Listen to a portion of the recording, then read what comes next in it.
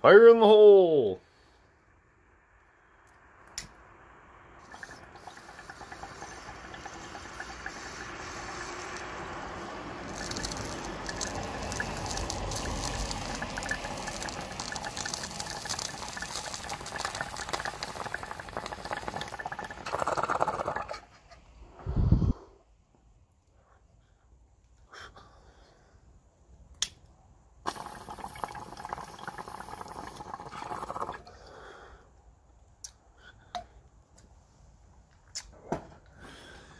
How's everyone doing? Welcome to the Marijuana Maintenance Channel, where I'm smoking the green and staying clean. My name is Jim, J-I-M. I have a hard time saying J's, Jim. And I like my S's, my J's and my S's. I sometimes have a little bit of a slur to my speech. Anyways, if you guys can tell, still at the old house. I didn't really move out last night. Yesterday was a weird day. Kind of an emotional day for me, right? Like, I knew it was time. The time had come. The end of the month. I told the ex I was moving out, right? But it started in the morning. I was getting these texts like, "When are you moving out? When am I getting my keys?" Blah blah. And I was just like, "Fuck." And I was already feeling like the sadness and the fear, right? And then I'm getting these texts, right? Rushing me to go. And I wasn't quite prepared, right? Like, I've worked all week, and then I've had my kids at night. I've been really busy. I haven't quite had time to prepare myself to move. I'm off this weekend. I don't have to work today and tomorrow. It would give me time to... And she's working. I need to spend the time with my kids and take care of them. So being off this weekend would give me time to prepare more so I could move into my own tomorrow. Anyways, she was being just so difficult yesterday. Saying, like, if you were to stay 2 more days and you owe me $42 rent and all this crap. Like, right? Dividing the 28 days up, divided by the rent for the month. Like, come on. Anyways, and so my head was all kind of just, but I was trying to deal with it, and I did a good job. Like, I dreaded work ending yesterday. I didn't want work to end because I didn't want to come here and face this crap. Anyways, today's a little bit better.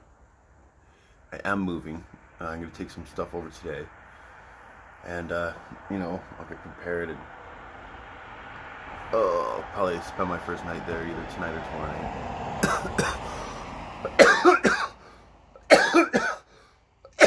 Excuse me. Oh, man.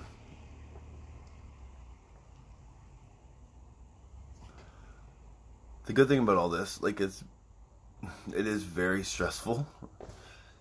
And I'm not depressed, but I'm just not happy, right? I don't know. I'm bummed out and stuff. But I'm not dwelling. I am kind of dwelling, but not too much. I can still do other stuff. I'm going to go down and work out tomorrow. I was already at the gym this morning, but I'm going to go down to the basement and just pump some more weight. I have other things to do too, right? I gotta take the kids to a birthday party later. Try to stay focused, right? I'm grateful. And,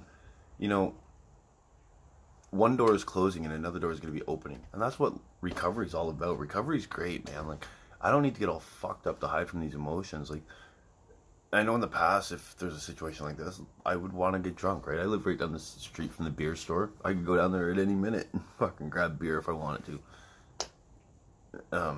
There's plenty of dope. I live in a dope area. There's plenty of dope around here if I want to find some.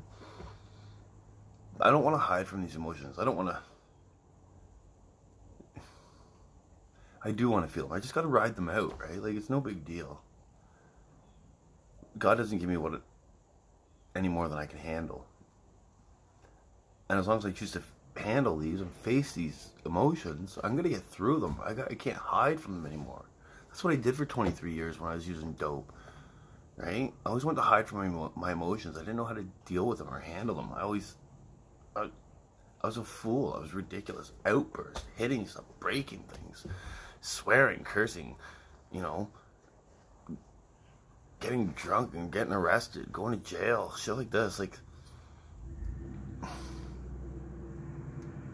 it's not who I am. It's not who I want to be.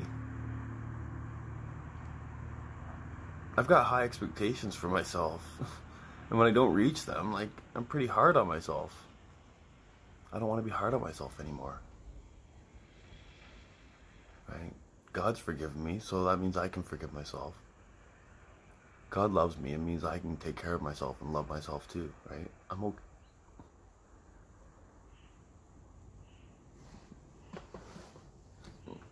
Sorry, I don't mean to talk about me. I don't mean to just go into rants. I'm just kind of letting you guys know where I'm at. There's a message in here for other people who struggle that, like, you know, you just take life as it comes, right?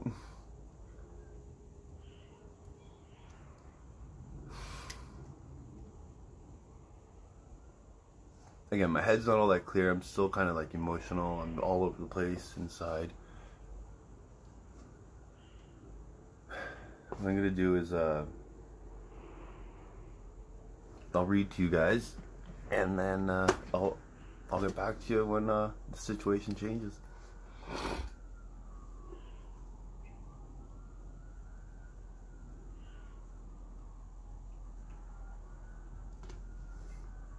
A new day.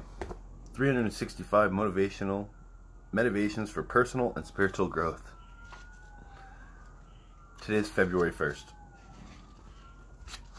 The little unremembered acts of kindness and love are the best of a good man's life. Williams Wordsworth.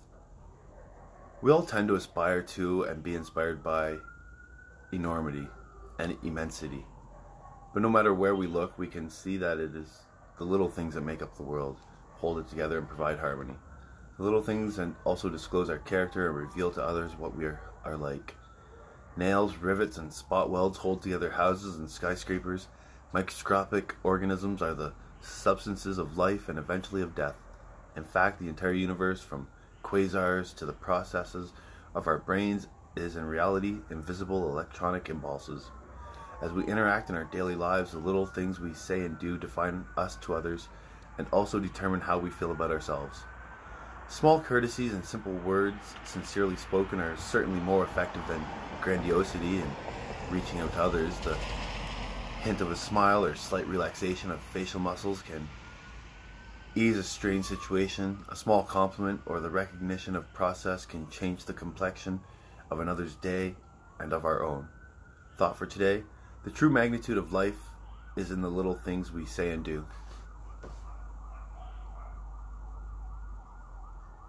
And hopefully maybe the way I speak about my life, my situation, reflects in that message that was just shared. The true magnitude of life is in the little things we say and do, right? Behaviors, how we treat people, what we say to people, being conscious and aware of how we use our words, right? Because our words can hurt. We can jab people with our words. Someone used the term to say spitting bullets, right? We can spit bullets. Meaning just cursing and swearing and being mean, right? It's important to be aware. We can affect other people's lives and days. We're not always aware of that. It's hard for me to be kind to someone else when they're not being kind to me. And that's what I need to work on. Right? My ego wants to... My anger wants to match your anger. It wants to be bigger than your anger. I gotta stop that.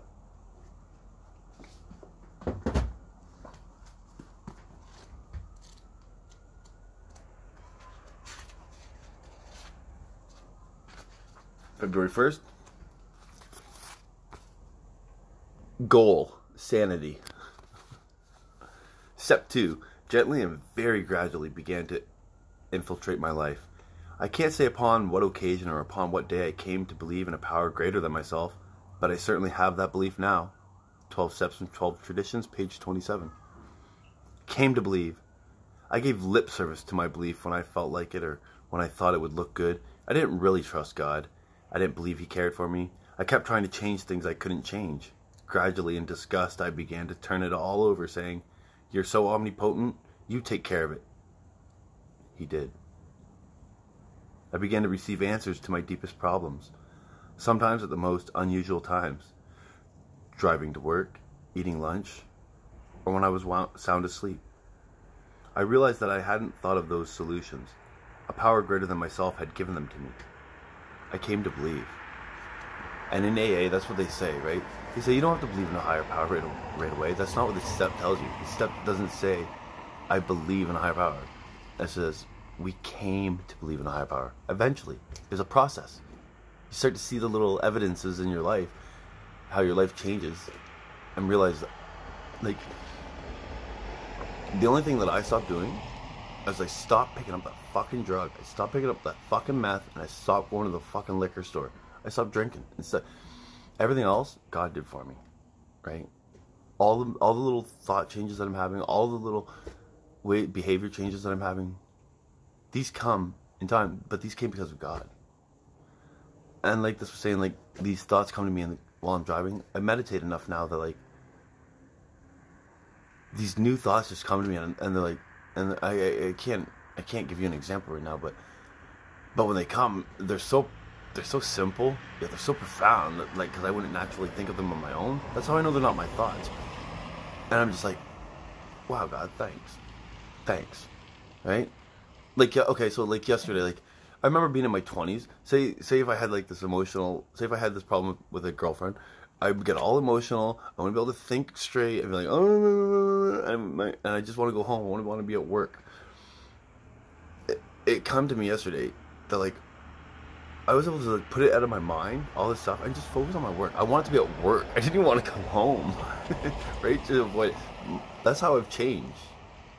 Is now, instead of being at home, I want to be at work, but I was able to just bring myself down and just be present at work. Another thing was, like, we were talking about, like, Michael Jackson yesterday at the lunch table, and I was talking about pedophiles, and I was getting real fucking upset, eh? But I realized it. I was like, whoa, I'm getting a little fucking crazy right now. I need to calm down. Right? And I never had this awareness before. Right? It was always fly off the handle and fucking beg forgiveness later. I don't need to beg forgiveness so much because I'm not doing the stupid shit that would require an apology or forgiveness as much. I'm not perfect. And I never will be, but I just strive to be better every day. I hope there was something in this video for someone. Anyways, be blessed. Have a good day.